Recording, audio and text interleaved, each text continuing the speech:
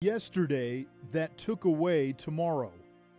Unprecedented day. Sports has stopped. A global pandemic. Laying waste to almost the entirety of the sports schedule.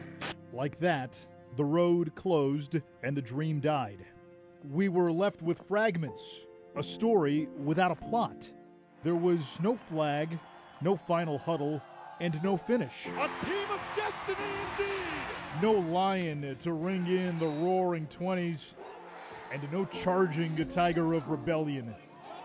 No red scare, and no orange crush.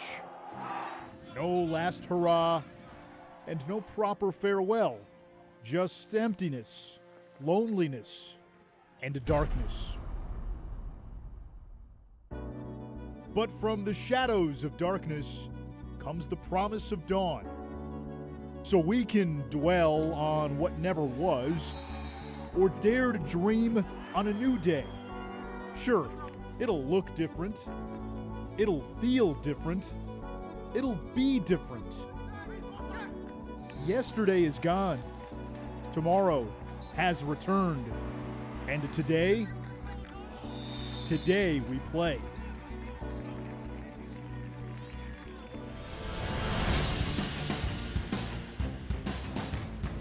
How about a little more lacrosse on this Super Sunday? We get to see one of the super teams in lacrosse, #1 Duke, taking on the Colonials of Robert Morris. Alongside former Tewaaraton Award winner Matt Ward, I'm Anish Shroff. So much hoopla, so much hype surrounding Duke entering the season, Matt. We finally got to see it Friday against Denver. We finally got to see Michael Sowers and Brennan O'Neill. Yeah, Sowers, the runaway preseason player of the year, and Brennan O'Neill, the highest rated recruit that I can remember. This duo will be fun to watch. Sowers with the vision, O'Neill with the outside range shooting. They're both incredibly athletic in different ways. This team will go as far as these two will take them. Those two were the story early for Duke. Then the Blue Devils taunted their depth, finishing the game on an 8-1 run. They were down 6-1 at one point, rallied for a 2-goal win against Denver. The catalyst of the comeback was the goalie. Mike Adler started, benched in the second quarter. Turner Upgren came in, and he was fantastic. And Matt, it's Upgren who gets the start again today. You have to ride the hot hand. Upgren was the key difference maker in that game for when Duke started playing Duke lacrosse. To the opening face-off we go. Steve Delamanche for Robert Morris, and Duke wins the draw. It's Joe Naso, the freshman. Duke struggled at the X in that game against Denver, just 6 of 25. Michael Sowers, ball in his cross, and that's where he's so comfortable and so lethal.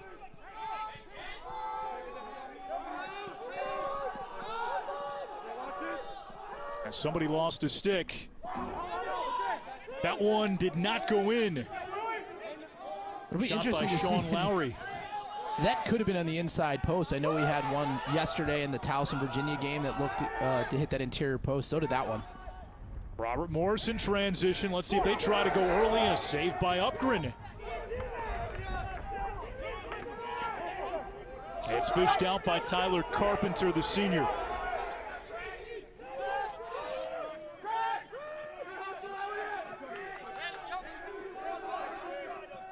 Matt, we were talking before the game, and you said 23's got to touch it on every offensive possession.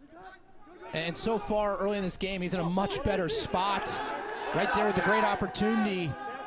But when you have a player of his ability, you don't build the system around him. You don't let. He is going to dictate what you do with the other players.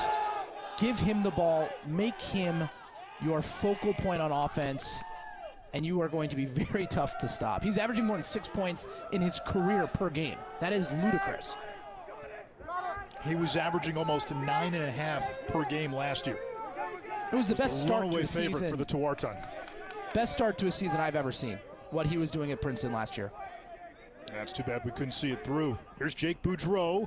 He hits the turf. Ball comes out. And Robert Morris scoops it up. This is a veteran Robert Morris team. Flag coming against Duke. The top 6 for the Colonials.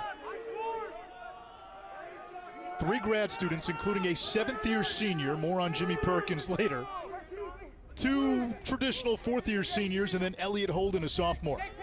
And they've won a lot of games.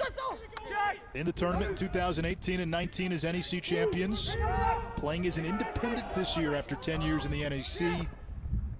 And that one shot wide by Corson Keeley.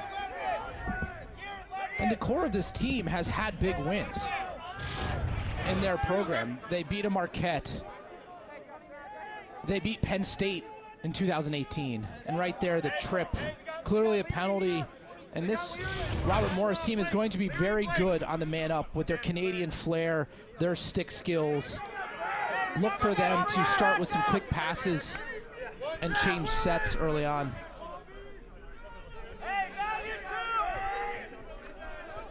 Kenny Brower to the box. Robert Morris, man up. 8 of 26 with the extra man last year. First game of the season for the Colonials. Duke, as we mentioned, played Friday against Duke. Started slow, finished fast. Boudreau now the senior from Canada.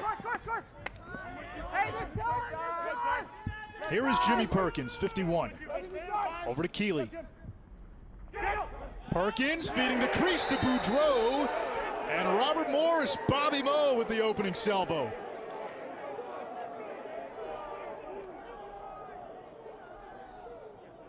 And Robert Morris starts in a circle set here, offense, an empty crease. They then cut forward. And right there you can see Boudreau from Perkins. Just simple, get to the crease, be patient. Couple stick fakes back of the net. Picture perfect man-up offense there. Jimmy Perkins, who had the assist, spent 4 years at Robert Morris, 2 of them cut short by injury. Then went to Utah for 2 years to get a master's in commercial real estate. Scored 40-plus goals for the Utes. Back to Robert Morris. He's a Pittsburgh guy, wanted to come home for a 7th year. Legend, my hero, first-team All-American just for playing 7 years of college lacrosse. He'll be able to rent a car next month. I think he was actually in the movie Animal House. That's right.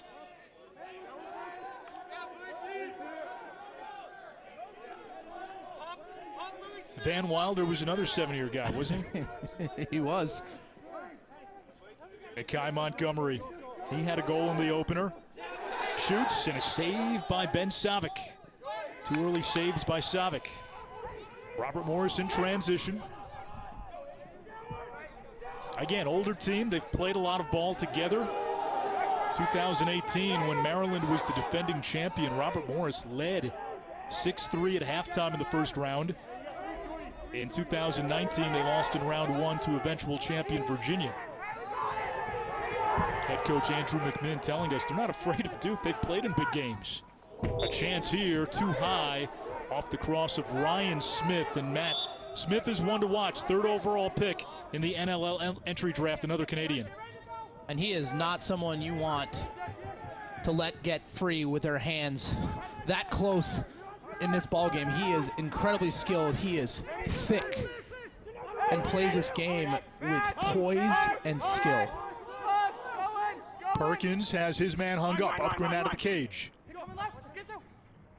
Perkins, Vipers around. Now picked up by JT Giles Harris, best defender in the country. Keeley feeding inside. Corson Keeley to Ryan Smith, then Robert Morris up 2-zip. This feels like the Denver game from Friday.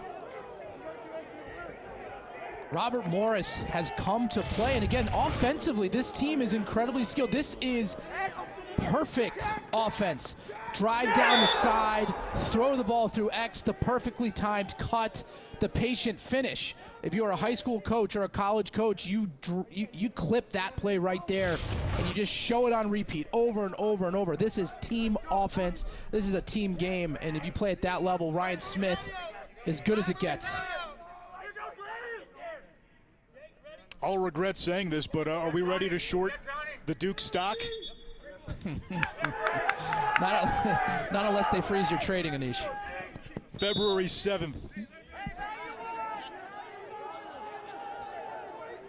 But again, this is a game. This is Duke, typically a team that doesn't play great early in the season. They really like to feel themselves out and learn the roles per each player. But this is a Robert Morris team that they were 4-2 last year, beat High Point, who is a good team. It is a solid program, right? I mean, they've made the last two the NCAA tournaments, and so they know how to compete against the best programs. Duke trailed 6-1 against Denver. The goalie change seemed to spur them. Smith back to Boudreau against the shorty Jake Caputo. Boudreau has it stick checked away. It's picked up, and another goal by Robert Morris. Austin Popovich, he's their top midi.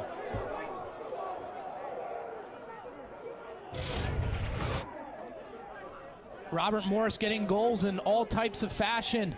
Man-up goal. Great team offense going right there. The awareness inside by Popovich. The tough ground ball. And the finish. And right now you can notice Robert Morris is putting every shot to the top portion of the cage. Upgren dipping his hands a little bit. You don't like to put that on Upgren. It was 1-0, but there is a tendency right now for him to drop his hands. Something to keep an eye on. Popovich was in the middle of a breakout season last year before things ended. Another chance, another goal. Robert Morris taking it to the #1 team in the country. Corson Keeley, it's 4-0. And if you're John Danowski, you got to think timeout right now. The pinch and pop. The push and that, the great pass there. What's unique in that situation is the face-off man, Delamonte, left-handed with the pass down the near side. Again, low to high. Robert Morris on fire here early. Timeout Duke on the ropes early. Morris leading #1 Duke 4-0 with an early blitz. Look at the first quarter Friday against Denver. Duke just 1 goal, gave up 6 today, down 4-0. Still more than 9 minutes to go, Matt Ward. Yeah, not an encouraging start for Duke. Now, again, a team that's coached for these situations. This the more concerning thing right now is the face-offs. It's been 2 games where they've struggled. I don't care how good your offense is. If you don't have possessions, you're not going to score, and Duke needs to make some changes.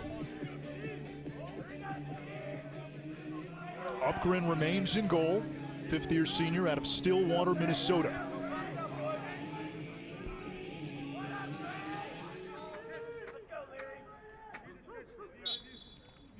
Naso's taking every face-off for Duke. He and Delamonte battling, and Naso wins this one.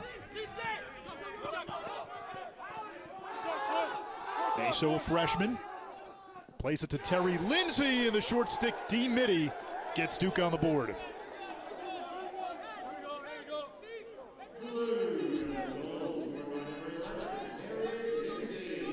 Duke answering the bell. We mentioned they'd been struggling at the face-off. Naso, the freshman, wins it.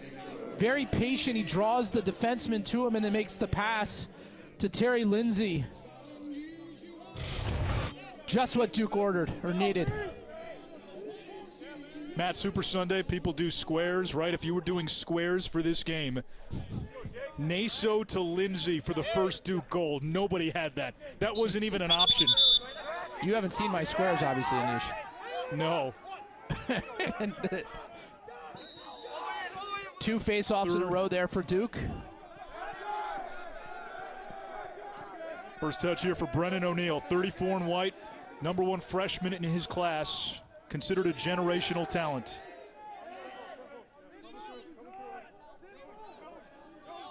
'91 Griffin Catlett scored his first career goal in that win against Denver.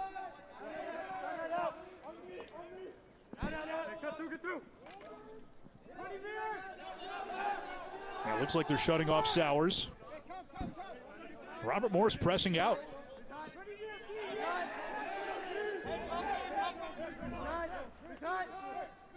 Here's O'Neill. That one hit the side of the net. And it's picked up by Robert Morris. James Leary had it, recovers. traversing that sideline. And brings it across, made sure he was onside.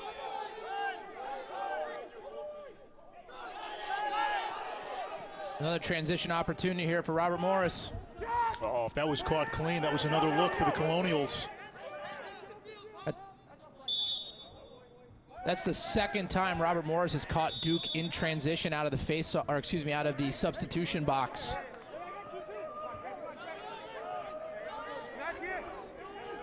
Is this maybe the effect of playing 2 games in 3 days? Absolutely. Early on in the season, with not anywhere near what you're typically used to preseason-wise from a scrimmage perspective, even numbers of practice, playing back-to-back games in a weekend will wear on you. We saw that today with Denver. Ryan Smith, his second, unassisted. It's 5-1. And to that point, Matt, though, with Duke, what have we talked about? It's been the depth. So many different pieces. They should be able to be ready for these kind of games. 2 games in 3 days. More than most teams, but, you know, give credit to Robert Morris today. I mean, they have been scrappy on ground balls. They have been efficient on offense. They're doing it all. They're having assisted goals right there. Ryan Smith with the individual effort. Again, another shot high. Upgren now taken out of the cage. Kind of like a reversal here, right? The first game we saw Adler start and Upgren came in and made all the difference in the world. What happens here today? So now Mike Adler, a 3-year starter at St. Joe's, top 10 nationally in save percentage the last 2 years. Back in goal for Duke. He was pulled early in the second quarter in the Denver game. Now this Robert Morris team, impressive. They're playing together. They move the ball, unselfish. Not a lot of wasted movement, Matt. No, and the part to me, I was expecting sharp stick skills. I was expecting them to be crafty in the interior. Their athleticism is standing out to me. And another transition opportunity here out of the substitution. Using the sub game, and Adler comes up with a save. We get the flag now. And you can see the difference there in Upgren and Adler. Adler stayed high in the cage for Duke. Obviously caught something there on the sideline, noticing the tendencies in Robert Morris shooting to stay high. But again, look, Robert Morris, that's the 3rd fast break opportunity they've created out of substitutions. That should not happen for the Duke Blue Devils defense. A lot of these Robert Morris midfielders are 2-way guys, so that allows them to get into their transition without subbing as well. And you can be tricky. You can pretend to run back and then, pretend to run the midfield and then change course and attack the offensive side. But again, Robert Morris now on the man up. Open set, look for a couple quick passes, and then at least 1 or 2 people to cut to the crease. Boudreau. And we get a whistle. Looked like it was interference or a moving pick. But really like those sets from Robert Morris. They're doing a nice job. That was, 1 foot up in the air that prevented them from getting a quality shot.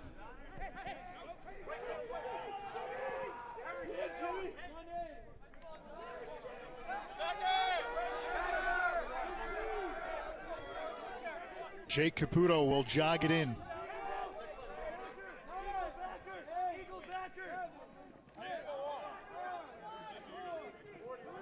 And they finally get it to Sowers.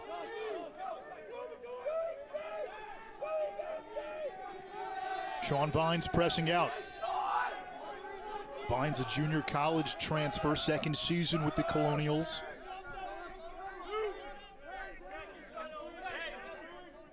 Sean Lowry, 5th-year senior out of Massachusetts. Toward the cage, turned back. Off the cross of Caputo, out of bounds, flag down on Robert Morris.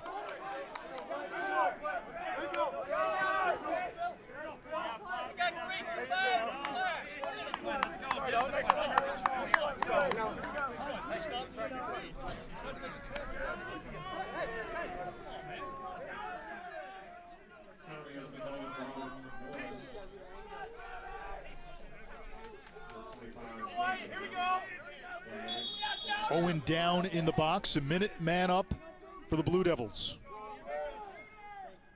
Last season, Duke only 4 of 18 with the extra man. Sowers operates from X. Checked by Chasen, feeds in front. What a pass and what a finish. And those two have a little synergy. Sowers to Philip Robertson, his old teammate who came over from Princeton. Not your typical man-up goal. Sowers holding on to the ball. But look at this feed. I mean, picture-perfect pass. Now, again, that's good defense from Robert Morris. The skill level to jam it inside to Robinson there from Sowers, right on his stick. Completely elite. And again, a big goal there for Duke on the man-up. Robertson's first goal on the season. He had 67 at Princeton. 32 of those assisted by Sowers. Mesa wins the faceoff. Second-ranked Fogo coming out of high school according to Inside Lacrosse. And they get it back to Sowers.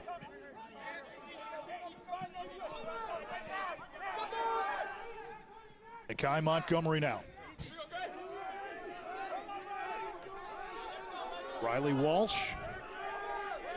A pretty good second midfield here for Duke, huh, Nish?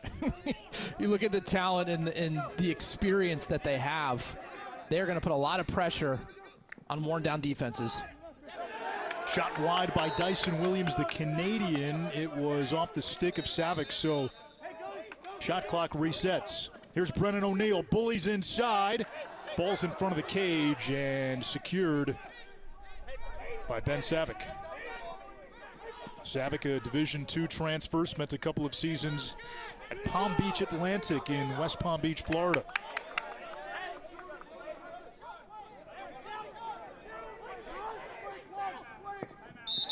Blake Laurie, there was a call for a timeout from the sideline. Did Robert Morris get it? They did.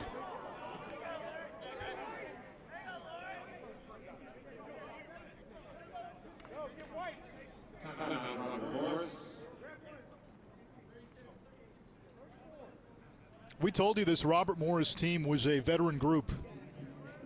Ryan Smith, a fifth-year senior, a captain. Jimmy Perkins, everybody's All-American, a seventh-year senior. Austin Popovich, their top midfielder, another fifth-year guy. Matt Quint and I were talking about this the last couple of days. In a season where there's not going to be a lot of continuity, you're going to have interruptions.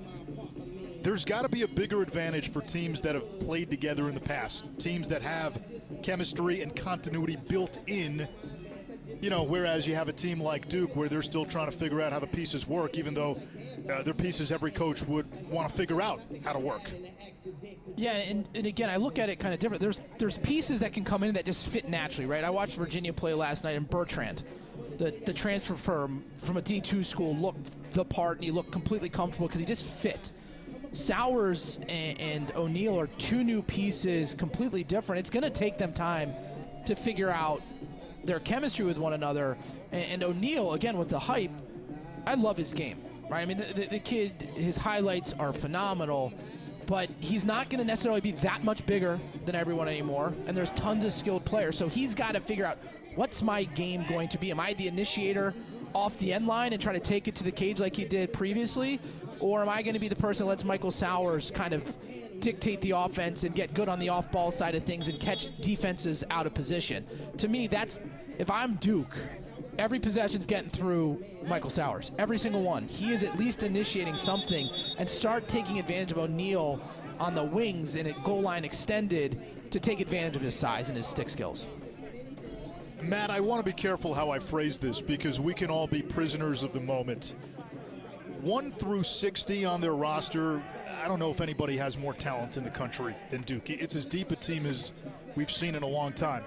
But at the end of the day, you can only play 10 guys at a time. And what we saw from Virginia, mid-season form yesterday against Towson, North Carolina looked electric. They absolutely Alderonned Denver, a Denver team that almost beat Duke on Friday. Should we recalibrate how we've thought the ACC was supposed to look going into the season based on what we've seen, or do we just say, hold on, it's still February 7th? I think both. I mean, I think it is early in the season, and Duke always is the program that gets better more than anyone else during the season. But I think we underestimate the depth of the ACC is just bananas. I mean, Virginia, North Carolina, Syracuse hasn't played yet, but we forget they were probably the best team in the country last year. A couple of big saves there by Adler. Another man-up chance for Robert Morris. I mean, if you're watching this Robert Morris, we're going to get the penalties here, but, I mean, man, do they look the part right now. I mean, they are playing crisp lacrosse.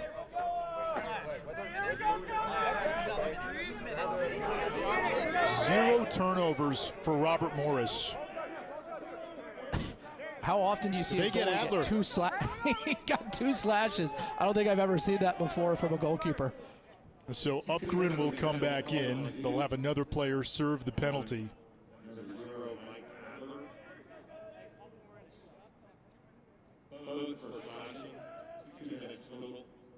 But just watching Adler and Upgren, Adler stays tall, Upgren dips down.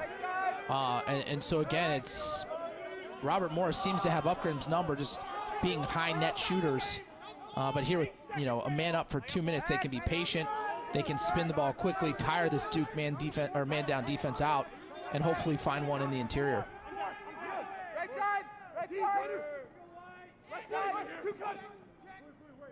Alex Funk up top, Boudreau.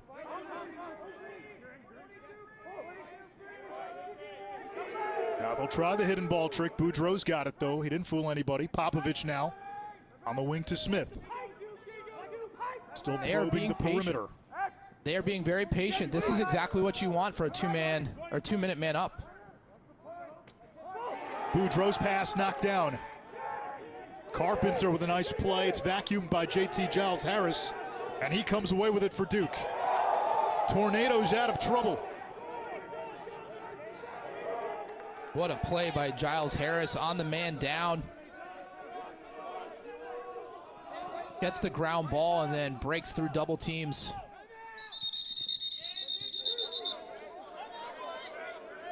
And a timeout by Duke.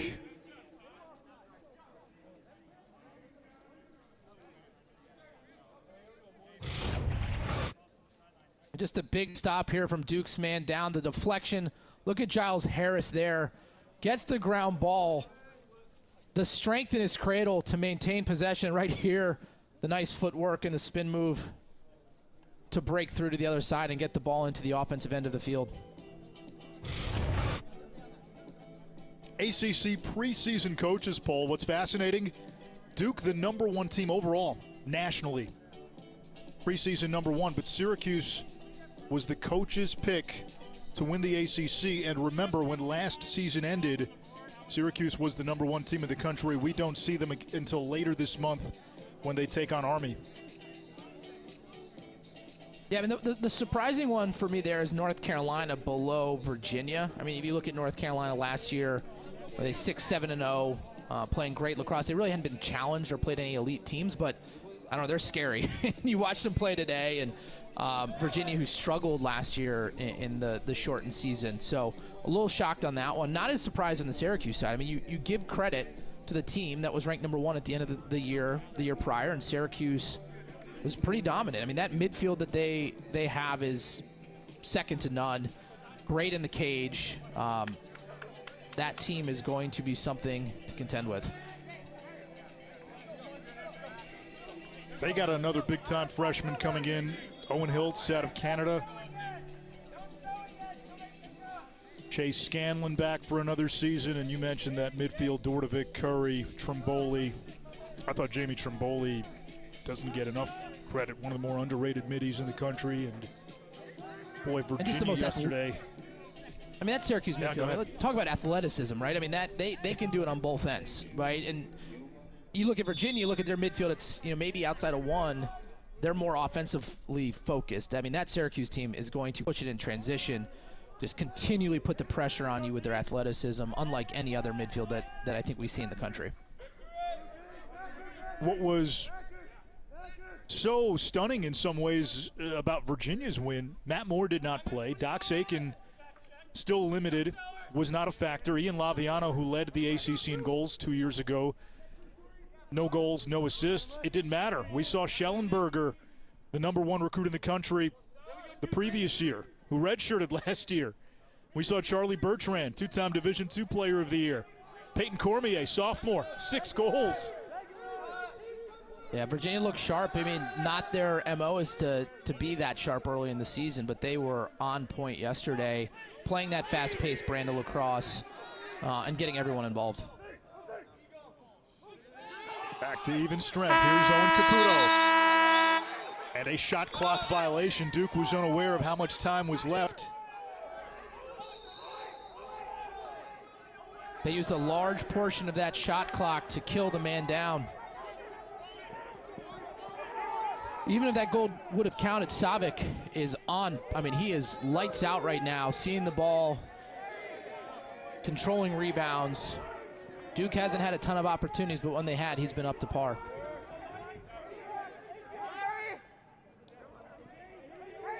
Popovich to Boudreau, final seconds. At what point do you go, Matt? I think, right, I mean, you got to go within the 10-second mark. Right here, he's going to have an opportunity. Boudreau feeding the crease. Keeley falling down. It's picked up by Upgren. 2 seconds. 1 second. And time expires. Now, there's an old saying, fairy tales are more than true, not because they tell us that dragons exist, but because they tell us dragons can be defeated. Robert Morris embracing the role of the proverbial David. Up 5-2 at the end of 1 on the ultimate Goliath. And Michael Sowers being held in check, not getting to the place of the field that he's used to operating best, behind the cage, finding his teammates. And right here, you can just see the vision, getting it to O'Neal, the freshman, at a great place to dodge. And then, again, same place on the field, operating behind the cage. His pinpoint passing is phenomenal. Again, Duke's going to get it around the cage, get it back to him behind the cage, and this is when he is absolutely devastating to a defense with his vision. Again, a simple looking pass, but he knew where he was going with that ball.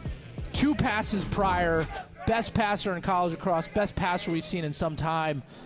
Again, the thing that Robert Morris has done in this game, though, is they're shutting him off. They're taking him out of his comfort level, and he hasn't really shown the energy or the desire to get the ball in those scenarios. He's okay with being shut off, and he shouldn't be. Aso wins the faceoff. Okay, well, if you shut him off, what's plan B, plan C for Duke? Shut off doesn't mean you can't get the ball, right? You can set picks on ball. You can double team him there, and again, Sowers with a rare turnover, but he doesn't have a lot of those, so I wouldn't let that one play define how they're going to attack, but it's off dead balls, it's setting picks, it's in transition, getting the ball into his stick early so he can dictate the offense. Ryan Smith backing down. 5th-year senior, the captain, has it jarred loose. Gobbled up by Duke and Caputo. Aggressive ride, Caputo withstands it.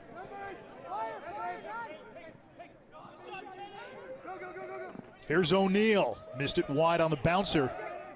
But here's an example off a dead ball, right? A shot out of bounds. Nobody other than Sowers should pick up this ball for the entirety of this game if Robert Morris is going to utilize that strategy. And he should not give it up. I don't like the idea of just dodging immediately off of offense. Like to typically create offense off of passes.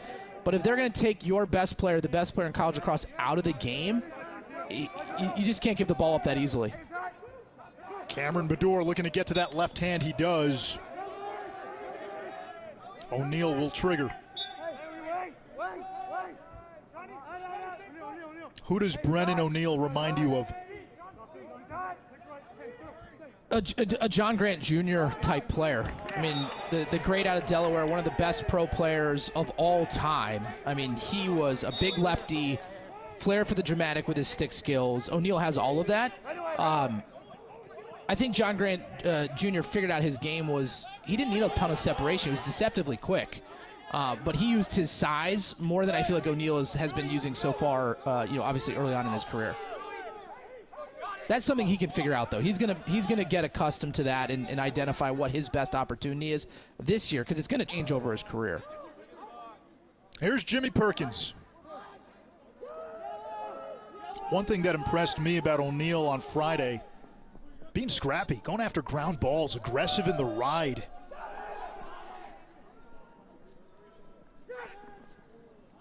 Feet inside, it gets away. It's kicked toward the end line. Perkins keeps it in bounds.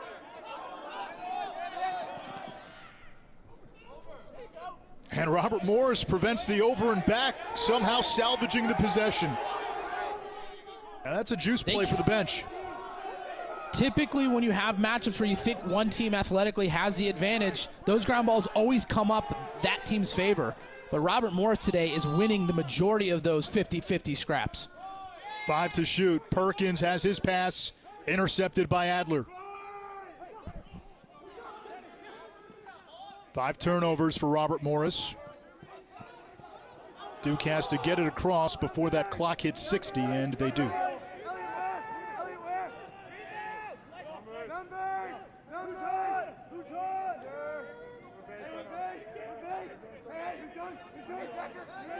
Montgomery gets the step, shoots low, save. Savic. Arms back to Joey Manown. Savic sharp down low early on. Duke continues to pepper him at his feet, and he is on top of those. They need to start changing up their release points and start shooting towards the upper portion of the cage. Aiden Denenza, another freshman, same high school as Brennan O'Neal, taken away by Holden.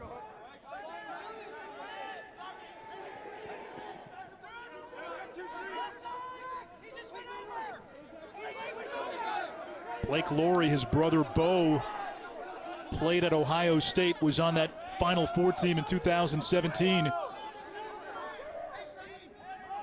I think Duke's going to be offside here based on listening to the Robert Morris bench asking and pleading for the offsides, and now there's a flag on the field.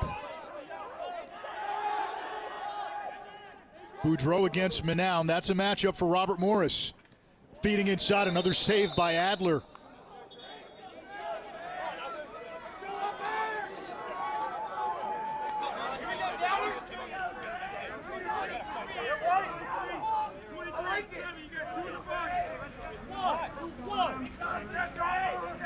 You had 2 different people that went off sides, coach. No, we didn't. Yeah, we had 23. You had 7, and 7 came in. Oh, we got 2 guys on for White, 23 and 7. Offsides, 30 seconds. 23 and 7. 2 players offsides for Duke. Will Frizzoli and Sowers. Sowers was going to go offsides on the ride. He stepped over the midfield line, and then I believe the second infraction is going to be when Duke was trying to get Sowers over the midfield line to get a more defensive-oriented player on the field, and I don't think they executed it well enough, and now they're 2-man down. But Anish, talk about, Adler right now, right? A couple saves up high. When Robert Morris would have a ton of success early on. So again, kind of feels similar to what we saw with Duke Denver. Made that goalie change, and you notice an immediate difference. Somebody to keep an eye on here, though. Adler looks to be staring straight into the sun as it sets down in Durham. The Manfred man special.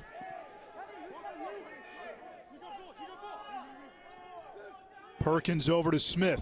2 seconds on the man up. Even strength. Perkins denied by Adler on the doorstep. He was not blinded by the light.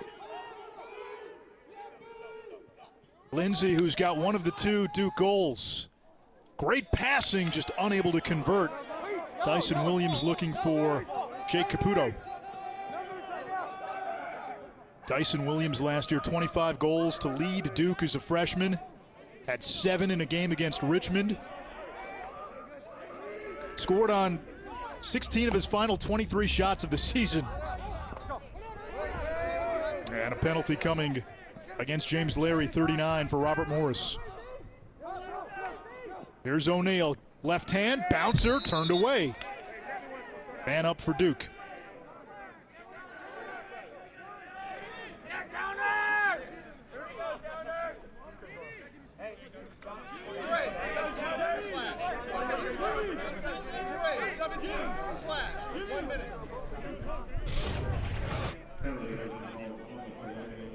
And Sean Vines, number 17 with the slash.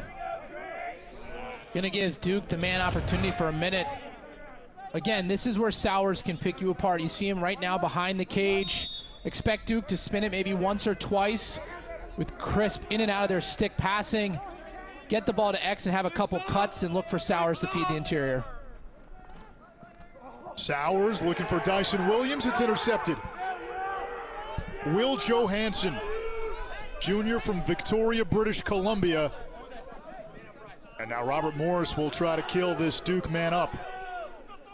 And I don't mind that play for Duke in the man up. I think it was just one circle around the perimeter too soon, right? You have to make the defense work. You have to have a couple dummy cuts before you're going to be able to find those people that open in the interior. So a little too early in the cycle for Duke. Perkins eats the turf, gets back up, and we get a whistle. Be a timeout, I'd imagine. Timeout. That's two great timeouts for Robert Morris to maintain possession. Robert Morris up 5-2 on the number 1 ranked Duke Blue Devils. 7 to go, second quarter, with Matt Ward and Ish Shroff. We have already seen the other two teams in the ACC that played this weekend. Syracuse and Notre Dame will play later. Virginia looked great Saturday. North Carolina dropped 24 on Denver. No one scored that many goals against Bill Tierney at either Princeton or Denver. Duke, preseason number 1, consensus number 1, has looked anything but. Struggled against Denver early on Friday, had to rally for a 12-10 win, and now on the ropes midway through the second half against Robert Morris. Boudreau has his pass taken away. Adler's provided a lift. That pass batted down. Perkins turned away. Adler on the doorstep again. Boudreau spin cycles, lost the ball. Big ground ball here. And it comes to Duke. Frizzoli galloping into the box. Plays it back. Bounce shot and a score. Jake Caputo.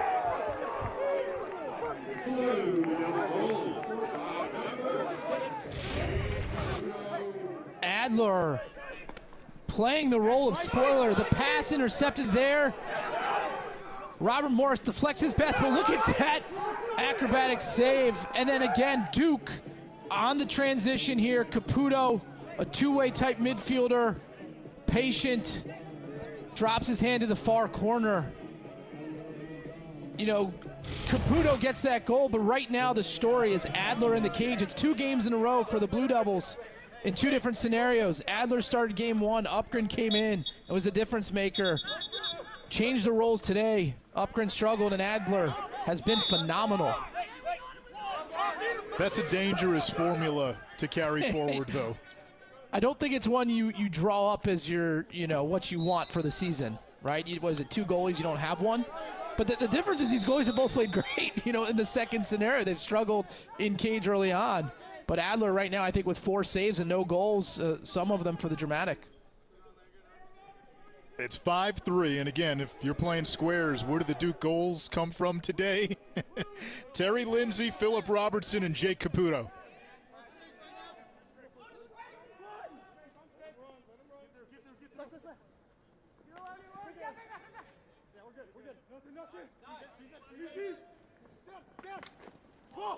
Another save by Adler. He's been a stone wall. That's 4. Off the scramble. Adler pounces out of the cage. And then he gets decked. Out of bounds. Robert Morris ball. Quick restart. Now they had a chance there to put one on the empty net. Dan Taddeo, 29. And if I'm Robert Morris, I actually may slow it down here a little bit. I think they're getting a little nervous with Adler in cage. I feel like they don't feel particularly comfortable. And there's a turnover here, I'm not sure why, but if I'm Robert Morris, maybe a little more patient offensively. And a long pole goal by Tyler Carpenter. We knew Duke had depth. They're getting scoring today, though, from guys you don't expect it from. And Carpenter here pushing in transition. Robert Morris slow to go. Duke getting goals, to your point, in non-typical 6-on-6 fashion from the unknowns. Tyler Carpenter, a sophomore, his first goal of the season. 2 goals in transition. Now, again, if you're not clicking offensively, you're a coach. How do you get your team going? You get a couple saves in cage, you put the ball on the deck, and you push it in tempo or in transition. And Duke is certainly playing that part right now for the second half of this quarter. Tyler's older brother, CJ, played for Duke. A couple of years ago, he really came on down the stretch during Duke's semifinal run.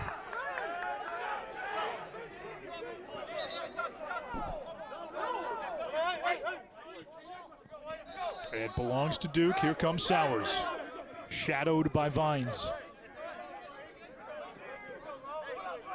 Sowers just an assist. Has 1 goal as a Blue Devil off his foot. Still hasn't scored with his stick. Now the freshman, Denenza.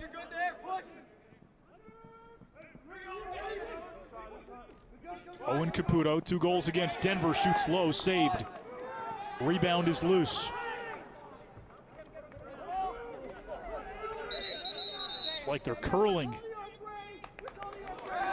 Withholding against Robert Morris, so back to Duke. 5:51 to go. It's a 1-goal game.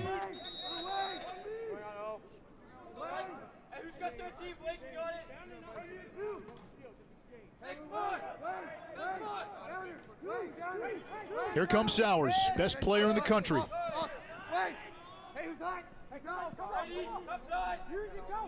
And I like this wrinkle from Duke with Sowers, getting him in front of the cage. Feet in front. And Duke in the crease.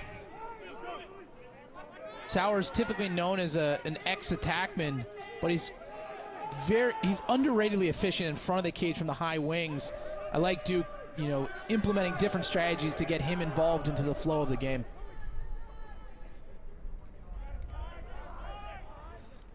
A 17-minute scoring drought now for Robert Morris after the hot start. But Anish, you called the Denver game, right? I'm watching this game and I watched that game. Robert Morris looks like the better team right now. In the Denver-Duke game, I didn't get that sense. So Duke was down, but I didn't think they were necessarily being outplayed. In this game, I feel like they've been outplayed and quite frankly, lucky to only be down a goal. Boudreau's shot. Adler continues to be a barricade. And that's the difference right there. Adler's come in and been phenomenal. Well, Matt, I'll pose this question to you. If Robert Morris played Denver tomorrow, are you taking Robert Morris? They look to be better right now. If you look at Denver, they played Duke competitively, but squeaked by Utah in their game, in their first opener. They had a goal in the first half. Today, obviously, travel and a lot of games in a short period of time kind of warn them, but I'm not sure Denver has the athleticism. They looked slow to me. And this Robert Morris team does not. So right now, Robert Morris has been more impressive. It's a Robert Morris team that will join the Atlantic Sun in 2022, playing a gauntlet of a schedule this year as an independent, no longer in the NEC. They'll join the A-Sun with Air Force, Bellarmine, Cleveland State, Detroit Mercy, and Utah. And you look at their schedule, they only play 2 true home games. I think the ACC teams are watching this early on. I'm like, man, maybe we should have scheduled somebody else because this team has come to play and are very competitive. But Matt, with the mystery surrounding the Ivy League, we know Yale's not going to play. If there's no Ivy League lacrosse, that's going to open up some spots. And let's say Robert Morris somehow can get out of Durham with a win. They got High Point, Bucknell, Bellarmine. All of a sudden you're thinking, all right, if you beat Duke, you got a chance. You put together a solid season with this schedule, they got a shot to get in. Yeah, the Ivy League being, potentially not a factor will open up the postseason for a lot of programs that may have felt shortchanged in the years past, right? High Point last year or 2 years ago had a gripe for not making the tournament. Without the Ivy Leagues, they're in. So it'll be a nice experience for some of these programs that are just used to I have to win my tournament to get in situation. Big ground ball. Duke, the scrapper. Dyson Williams, the Canadian, the trash collector, ties it at 5. Another abnormal goal for Duke off the scramble in the middle of the field. Williams sticks his nose into the dirt. Picks up the ground ball. Right here, you're going to see him come in. Break in the right way, get the ground ball. At some point, here it is, and then the nice backhanded finish. Duke has not been able to score 6-on-6, but they've gotten goals in transition. They've gotten the hard ground ball, kind of quote-unquote garbage goal like they did right there. So the Blue Devils are finding a way to get back into this game. It started with the goalie change. Mike Adler, 5 of 5 since coming on after being yanked in the opener against Denver. Sowers feeds the wing to O'Neal.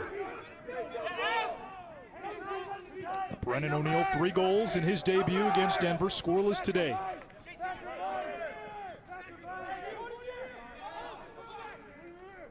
Four unanswered by Duke after being down 5-1. And scoring today coming from unlikely sources. Owen Caputo against Holden, saved by Savic. Shot clock resets. Caputo tries to retrieve. Evan Helmick tried to pick it up, couldn't. Now we've seen a lot of these 50-50 ground balls today. This one comes to Dyson Williams. He lost it. A flag is down.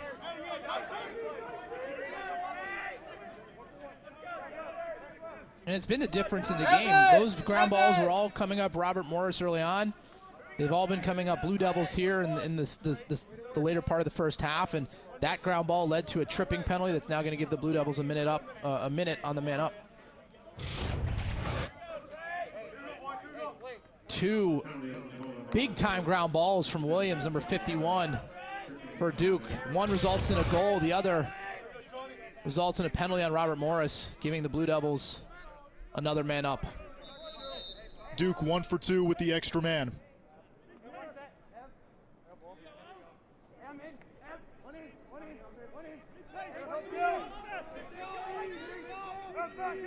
Philip Robertson scored the extra man goal.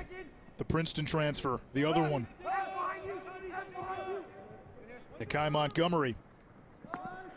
Baddour cans it. 5 straight for Duke. They have their first lead.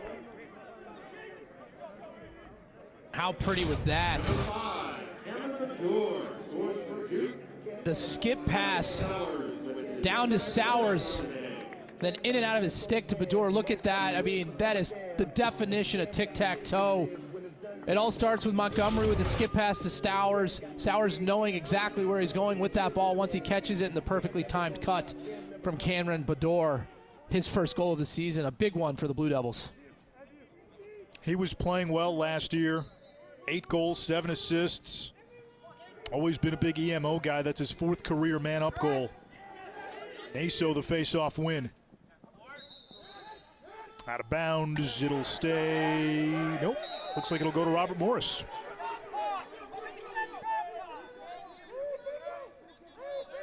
This is a big possession for Robert Morris. I feel like early on they had picked up a lot of confidence, both emotionally but also energy-wise, and their shooting, they've struggled. So this is big. If they can get a goal here, tie this game at 6, it could go a long way to them emotionally being back into this game.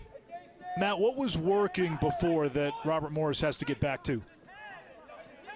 I think that they were doing all the things great offense, right? I mean, they had some individual efforts. They had some drawing. Right here you have Smith. If he could draw a double, bang it through X, get a couple timed cuts. But at the end of the day, to me, it's just been the shooting's different. I think Adler made a couple saves, and they then start second-guessing themselves. Smith looking for Perkins on the inside. Tyler Carpenter has it. Dumps it out to Brower. Adler 5 for 5 in goal since entering. That's been a big difference. 2 games in a row. A goalie change has sparked a comeback. Sowers against Vines. Feeding Lindsay, saved by Savic. 8 saves in the first half for Savic. Many didn't expect this to be a close one at halftime. Bobby Moe hanging with the #1 team in the country. Relaxing with Peacock and Nakai Montgomery after this.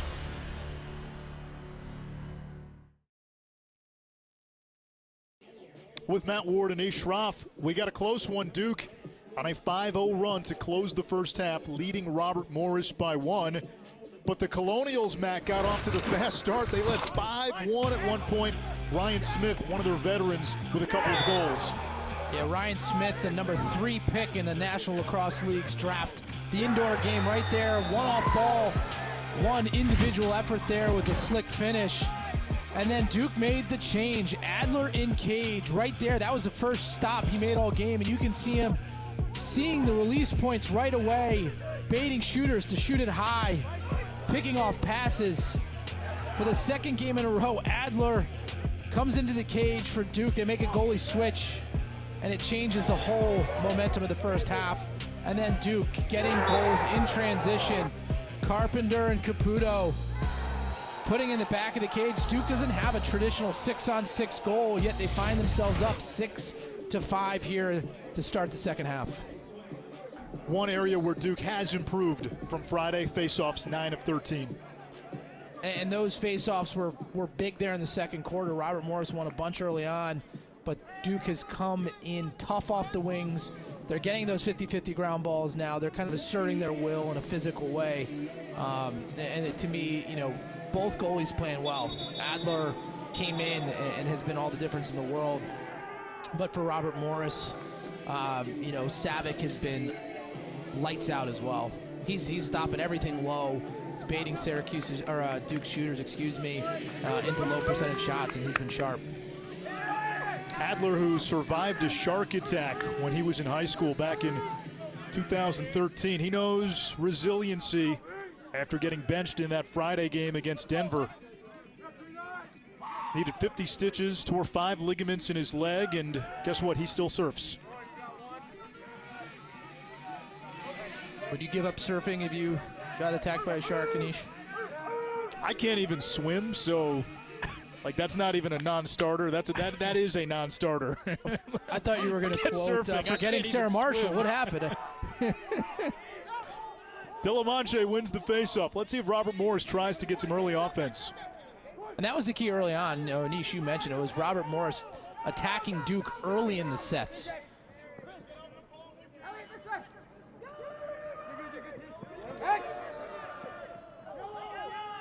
Jimmy Perkins. Jimbo Slice on Twitter. Perkins behind the back, off the mark. Adler slow out of the cage. We've got a whistle. It's a loose ball push on Duke. And Duke has really stepped up their defense. You know, in that second quarter, Robert Morris had 7 shots and 7 turnovers. Not a ratio you like to see as an offense. And Duke causes another one right there. Good defense by Tyler Carpenter, the long stick midi. He had a goal in that first half for Duke. So did 6 in white, Jake Caputo. 2 short stick D middies, Caputo and Terry Lindsay, and a long pole. And Carpenter with half of the Duke scoring. Brennan O'Neill, top freshman in the country, scoreless in that opening half. Michael Sowers had a couple of assists for Duke, still looking for that first true goal off his stick. Kicked one in against Denver. Dyson Williams, you mentioned that's the Sunfield. I don't know if Savic saw that. And Duke's best offensive set there. They get Caputo again coming on the high wing. Just simple, no reason for Williams to be that wide open. Caputo had not forced the issue, and he shouldn't have drawn that much attention. Right there, Williams, the nice catch. He changes planes high to low. Duke now up 2, 6 straight goals for the Devils. Dyson Williams played for the great Brody Merrill at the Hill Academy. Led all freshmen, averaging more than 3 goals a game last season. Delamanche and Naso. Couple of freshmen battling. New face-off rules and a lot more of that. The wings getting involved. That's been Garrett Ledman. I've always been a proponent. I love teams having dominant face-off men. Like, for whatever reason, I feel like it allows for those great comebacks in May that you just don't see in any other sport. But I get the appeal of having more ground balls, more 50-50, and I think the rules changes in the games that I've watched has made the wing players that much more important. So you can still have an advantage, but maybe not one that's just a make it take it like it has been for the Baptistes and the Erlands and some of the greats that our game has had. You see the verbiage there on the new rule, standing neutral grip. If you've got a bingo board, that's got to be on it. Denenza looking for Williams.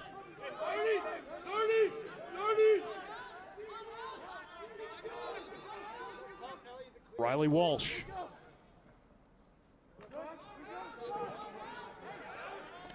O'Neal slipping and sliding. Whips it wide.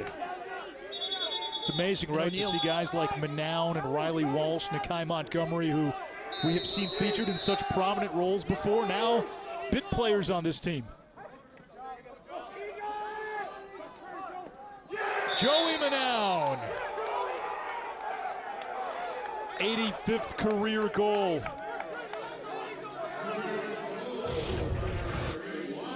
Duke starting to roll. Manown here attacks the backside, left hand. The extra step to the far post is key. Just picture perfect release on that play. But talking about, Manown, someone who's been a starter in his career, you can make a big impact, right? You're a third attackman. Yeah, you can. They know who you are, but if you get those unexpected goals out of a second midfield, you can make a bigger impact. And that's what Duke's looking for that line of Montgomery and Manown. Delamonte went early. Duke without Joe Robertson again. They hope to have him back for the next game. Unavailable along with J.P. Basile and Cameron Moulet today. Robertson injured last year, missed the entire season with an ACL injury, but 90 goals in his first 2 seasons. And 2 years ago, when Duke got to championship weekend, Robertson was their leading scorer. Kevin Quigley, he's got 49 career goals.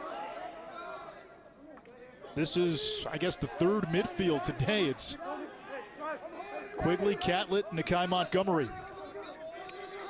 O'Neal backing in, draws the double. Looking to shovel back to Nakai, it's picked off. Robert Morris has gone about 30 minutes since its last goal. Elliot Holden. They got Nakai trapped on defense. Didn't take the matchup.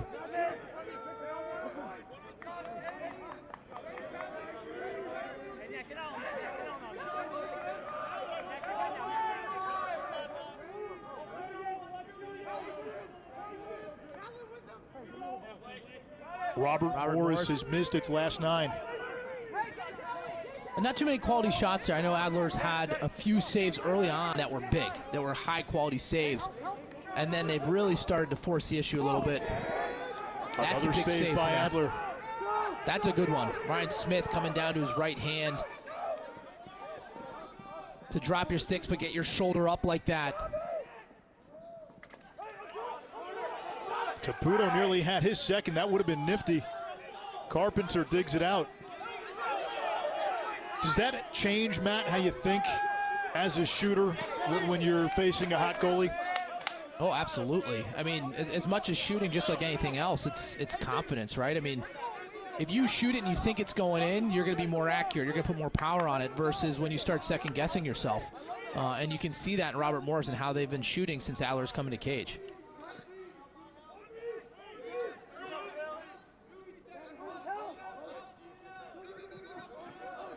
Owen Caputo. Back up top, Cameron Baddour. His second. Depth of scoring in 2 games for Duke has been on display. 9 different goal scorers in the opener, 7 today. And Caputo, the nice initiation, and the Baddour gets his second of the Cage. Picture perfect form, high to low. He plants that lower body and gets all the torque and the hip swing into his shot. his third of the season, but 2 big ones today.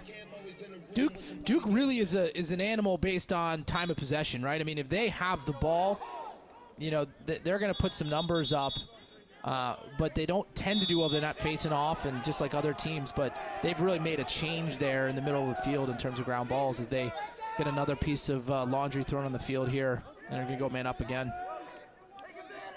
Matt, you can't breathe against this Duke offense.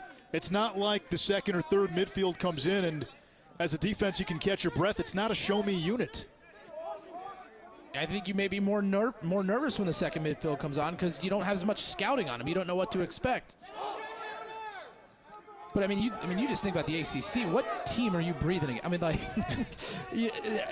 goaltending and faceoffs have never been more important in terms of a league and who's going to come out the big dog than this season in the ACC. Right, everyone has Notre Dame as the last team. I mean, they have the best defense. It's just the question is, does defense matter? Can your defense be that good to contain these offenses? Get the penalty, yeah. They've got Thornton, Keelty, Cohen back there. Entenmann in goal. The other side has Sowers and Gray. Matt Moore and Schellenberger.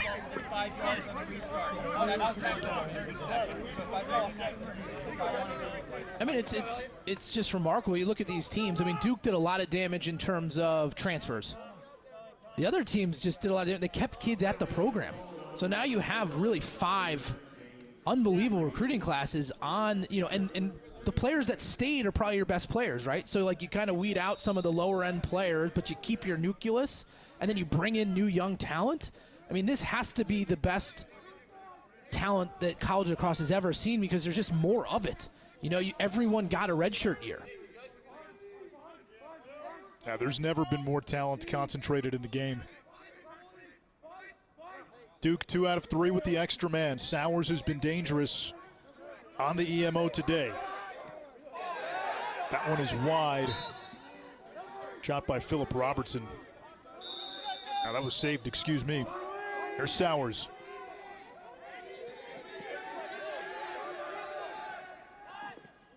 Dyson Williams. Savick out of the cage. And it comes to Johansson. Williams in pursuit. Johansson eludes it. Blake Lowery thought about it for a moment. Now Duke's defense is tightened up. Nice play there by Brower. That was a phenomenal play by Brower. Robert Morris was going to have a scoring opportunity, but he had his stick in the right place at the right time. Big time.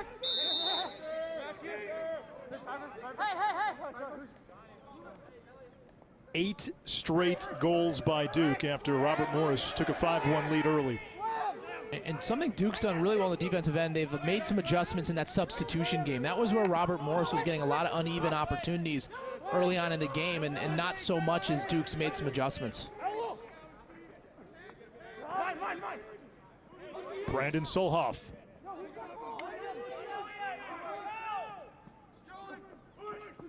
Here's Holden. And his pass goes awry. Picked up by Duke. Braden Burke.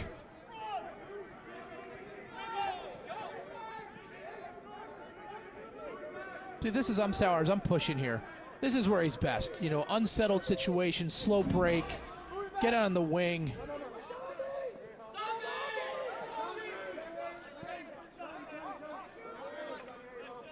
Is there something to being the new guy and wanting to fit in versus, hey, every time I take the field, I'm the best player. Be the best player. Yes, I mean, I think you look at like a LeBron James, right? People credit him for getting the right players involved early on in the game so they get into the flow and feel the, you know, importance in the game. But I don't know if I'm Sowers and, you know, I'm coming off a season where I was averaging more than 9 points a game. I don't know. I think I'm going to want the ball every possession. And if you start, and especially if they're all assists, right? Like, people are going to love you. If you dish up 6 assists a game, you're going to be their best friend. So I just think he's trying to find his rhythm in the offense. It's a different offense.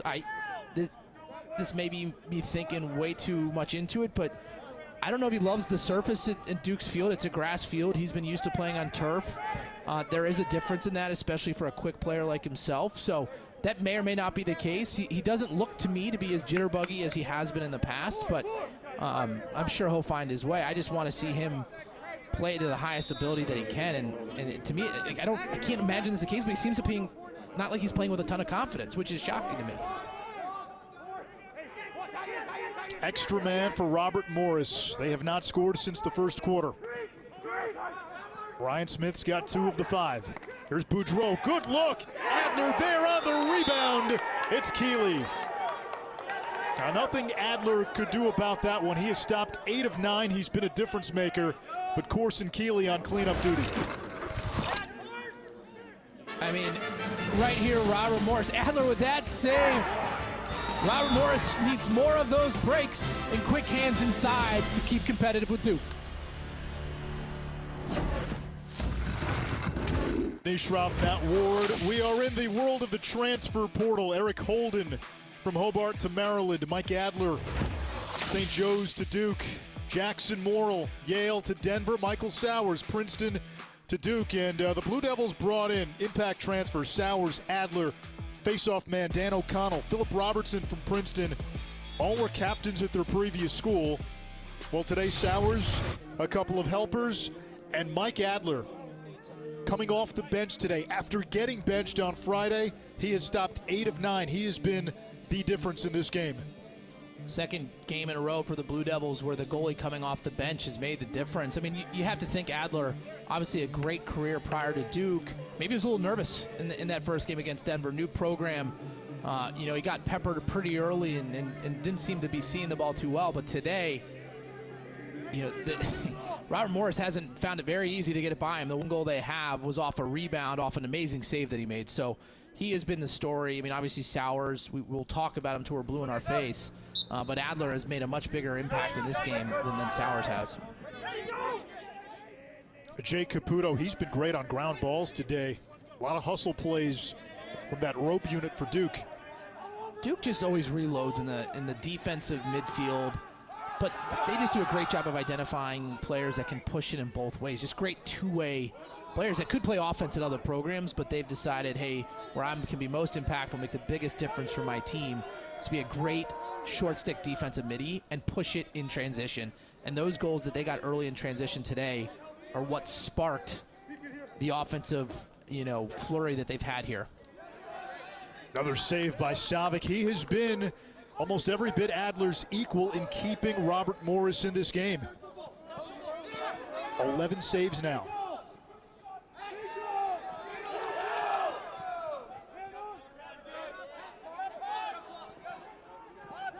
Boudreau gets it across.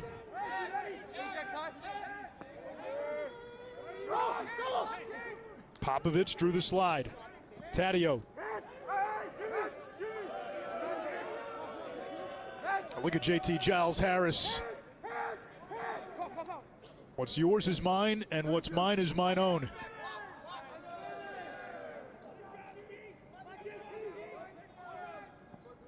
This is a good matchup here. Ryan Smith, their best offensive player. Yeah, he just slid and ate the turf. JT with the ground ball. O'Neal cranks. Saved by Savic. I don't know if he saw it.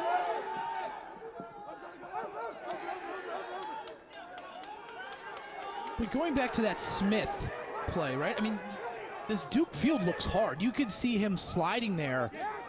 And that's why I'm just thinking Sowers, like he's the type of player that he can't be playing on skates on those hard fields. He needs to be able to stop on a dime and change directions as quickly as he can, because that's his biggest advantage. He's quicker than everybody, and that may be neutralized somewhat here on Duke's playing surface. Yeah, good point.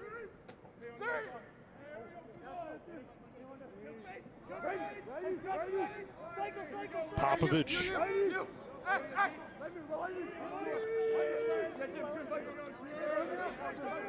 Now Holden, who scored 10 goals on 22 shots last year. That one wide. Taddeo against Carpenter, or rather Brower. Holden steps into another one and skirts it wide. Holden missed Ryan Smith there in the interior. They had done a nice job with a couple passes, and Smith had opened up. With Adler playing the way that he is, you take your chances on the interior rather than the 15-yard step down. And that time it's Ryan Smith right on the crease. And Robert Morris with 2 straight. They are not going away. It's 9-7. And this play right here is why Ryan Smith, one of the top indoor prospects in the game, the catch, the composure, bearing it to the far post. Look, I mean, this is his hand, sticks all over his hands, able to keep it slow and put it to the far post. His 3rd goal of the game with the hat trick. Smith, a former NEC Rookie of the Year, 94 career goals coming into the season. Last year in the opener, 8 goals, a couple of helpers against Canisius. O'Neill's been quiet. To me, O'Neill's has been forcing a little bit. That shot, the last shot, he double clutched. I don't think he's probably ever done that in his career. He's overthinking it a little bit. He's forced the issue. Even the best recruits in the country, one of the best players that we've ever seen in the high school game, are going to have some growing pains in the college game. Is Duke right there. Does a nice job on the offense. Again, that second midfield coming back to Duke and putting another one on the cage. And that was one where O'Neill had a look, decided to make the extra pass. And right there, it's that vision that we love about his game. We know his athletic prowess, his stick skills, but it's his understanding of the game. And right there, he knows that Robert Morris is going to run out at him, out of control, and leave the crease open. And then a nice touch pass to Riley Walsh. I mean, Riley Walsh still in college, blows my mind. He was one of the bigger recruits and impact players, a freshman, now running the second midfield, and again gets a goal in the 2nd straight game for the Blue Devils. Naso all the way, trail checked away. It's a bad break for Robert Morris. Oh no, okay. Thought they were gonna call the trip on Robert Morris. 90 seconds to go in the 3rd. 8 different goal scorers for Duke. It's a pretty cool trend we're seeing. I think, what was it today, that North Carolina had 10 different goal scorers. Virginia had a number last night, so these teams are deep and talented, unlike anything we've ever seen. Nice move by Popovich. Holden on the wing, trying to get around JT Giles Harris. Instead it's Smith. Pythons around. Looking. Final minute. Gets away from Keeley, out of bounds, Duke ball.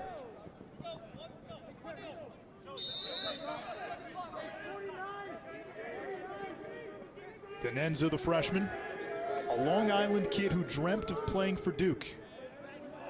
You think of it. Kids now dream of playing for Duke. That's been the team that's been on TV for the past decade. It's the team that you saw as a fixture for championship weekend.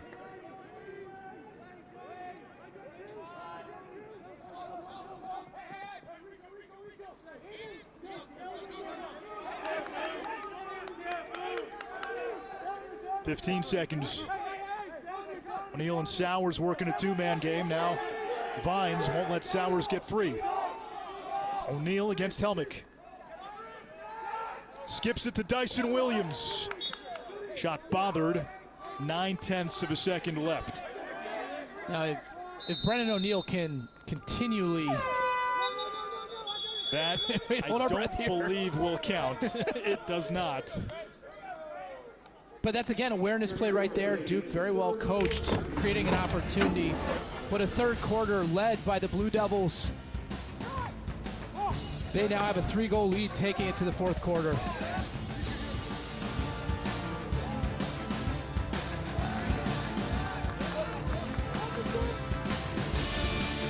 Lead on Robert Morris. Romo jumped out to a 5-1 lead. Duke then responded with 8 straight to go up 9-5. Since then, Robert Morris has scored twice, Duke once, so it's 10-7 as we start the fourth. Number 1 team in the country, the Blue Devils. This supposed unbeatable, invincible Goliath. Players everywhere. They brought in Michael Sowers, the best player in the country from Princeton, where he was the Tigers' all-time leading scorer. They brought in Brennan O'Neill, number 34, a generational freshman, one of the biggest high school recruits ever. They struggled in the opener against Denver, winning 12-10, down 6-1 in that game. They struggled early today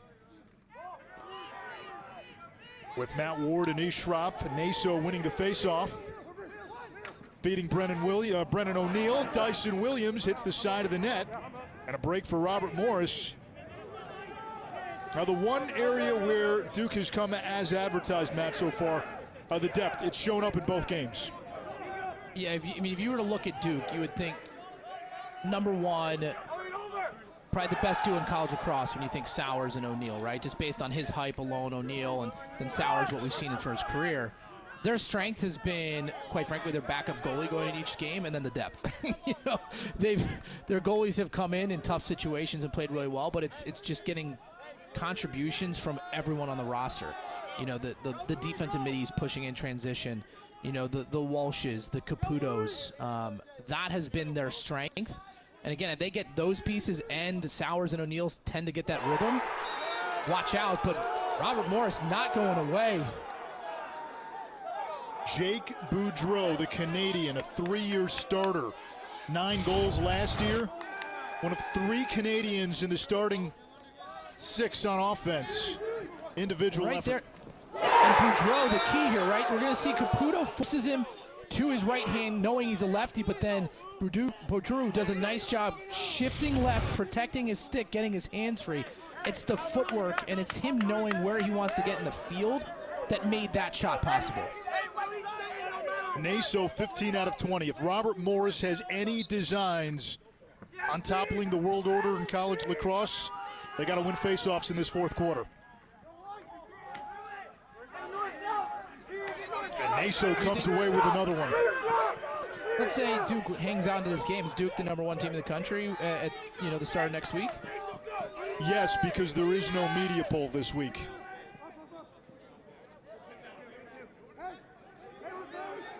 Matt Kinnear from Inside Lacrosse sent the email earlier today. There will not be voting this week, so the first poll for the season doesn't come out until the 15th. So to answer your question, yes.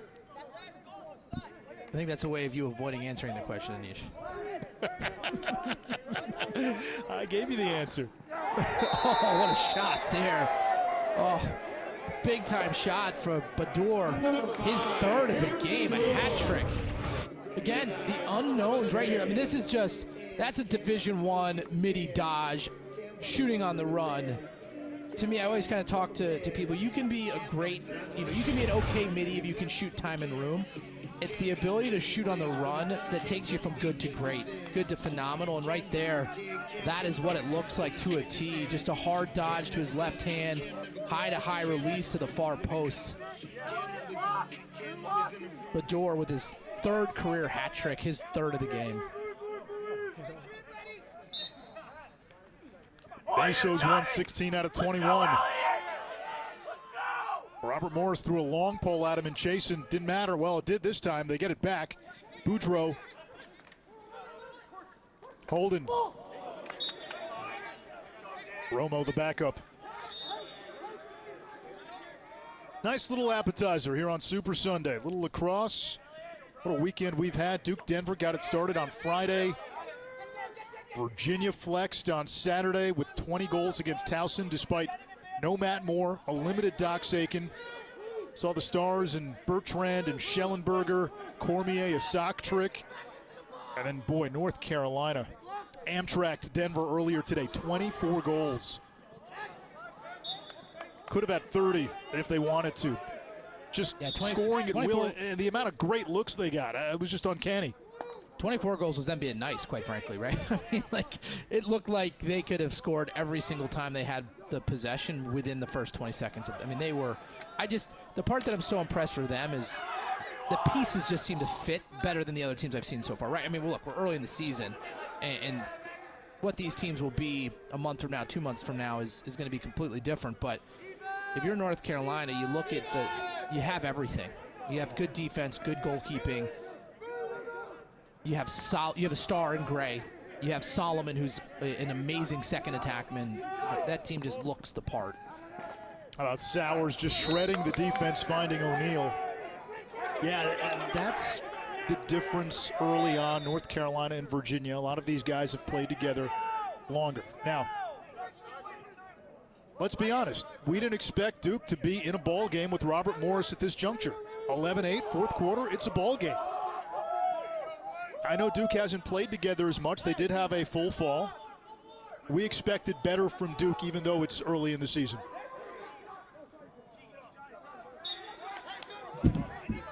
And look, Duke's a team that I don't think they care if they win or not. Quite frankly, Coach Danowski probably wants a loss, to refocus the team and let them know that, the good things in life aren't easy. There's a penalty here on Robert Morris, but to your point, I mean, you look at the Duke team, right? If Sowers is the player that he's been his whole career, they got a Ferrari, and then they have, 5 really nice cars. Pick your poison. I look at Virginia, I look at UNC, outside of not having maybe a player at the level, right? But you have a Gray and you have a Matt Moore. That's pretty good. And then you look at the depth, I just think their top 6, maybe a little scarier than Duke's at this point in time. Penalty on Robert Morris.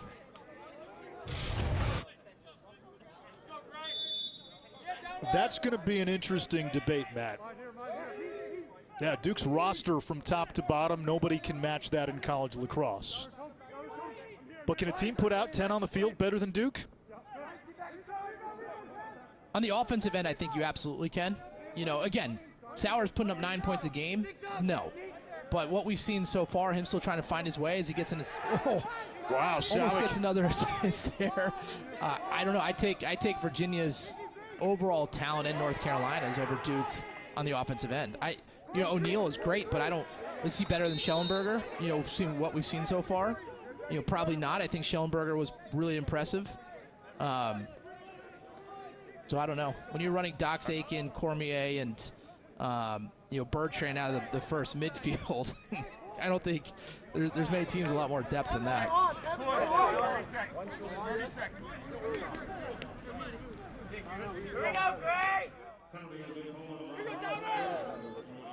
Another penalty on Robert Morris, so Duke, just as that man up was expiring.